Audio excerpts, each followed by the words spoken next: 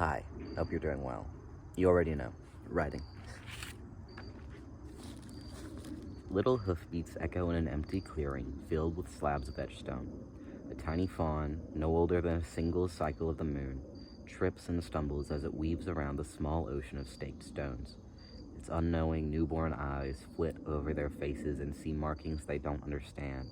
Gouges of straight lines, some with intersections and others with loops and curves. It presses its nose against one and is met with a smooth and cold surface. The fawn thinks nothing of it and moves on to another. The innocence of being completely and wholly oblivious keeps the fawn from running away. It knows not what the markings on the rocks stand for. When it stomps over the patchy earth, its hooves do not mellow in reverence of the souls that are laid to rest beneath. Its ears twitch at the sudden stillness in the air and the distinct lack of birdsong, but it has not yet learned that this is a hallmark of danger. Not even the cicadas dare chirp where the fawn unabashedly plays, and even as the ground begins to shiver, then shake beneath its hooves, the fawn does not think to leave, for it is already too late.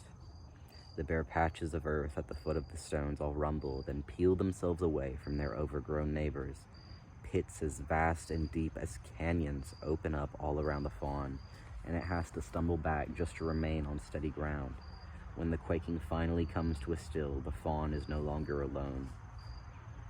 Pale, rigid creatures stare down at the newborn deer with hollow, empty eye sockets. Unlike the fawn, they have no fur or flesh to speak of. Their sections are almost impossibly joined, and as more of them crawl from the endless sea of open pits around the stone-filled clearing, they tower over the fawn like a pale and leafless forest. They shamble and move around the living creature, and it presses its nose against one of them. Like the rocks, they are smooth and cold. Though they are paler and have no markings to speak of, the fawn takes them for stone as well. It does not know what it means to be made of bone. The forest holds its breath around the clearing. Miles of eyes are centered there. But the fawn does not waver. It tangles around the sea of bone, meeting blank sockets with innocent eyes. It skips over earthen pits, shoulders past stone slabs, and rubs its head against the legs of the pale creatures. They do not move for a long moment, but then they speak. They say, "Oh, how sweet it is to see life here again. We thought we were all alone." The fawn's ears are not familiar with their words, but it understands. It continues to tumble around them, and before it even knows, it is prancing and dancing to the rhythm of the earth, and so are the creatures. Watchful eyes peer out from the edges of the forest, and the fawn beckons them to come and join.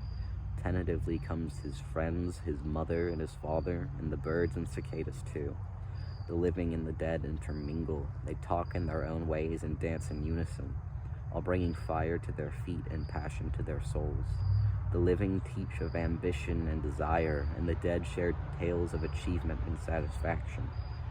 The morning sun comes to join them and adds a tale of its own, one of strength and warmth, constant and determined enough to warm even the coldest stone. Light leaks out onto the clearing generously as the sun's head moves to the top of the sky, and its rays envelop every creature below. Fur is warmed, as is bone, as is stone, and in the evening, when the sun moves to lay on the other side of the trees to offer them a cooling reprieve from its heat, both the living and the dead lay down to listen to the sounds of the forest. Wind blows through the trees, a rhythmic symphony that lulls the living and calms the dead.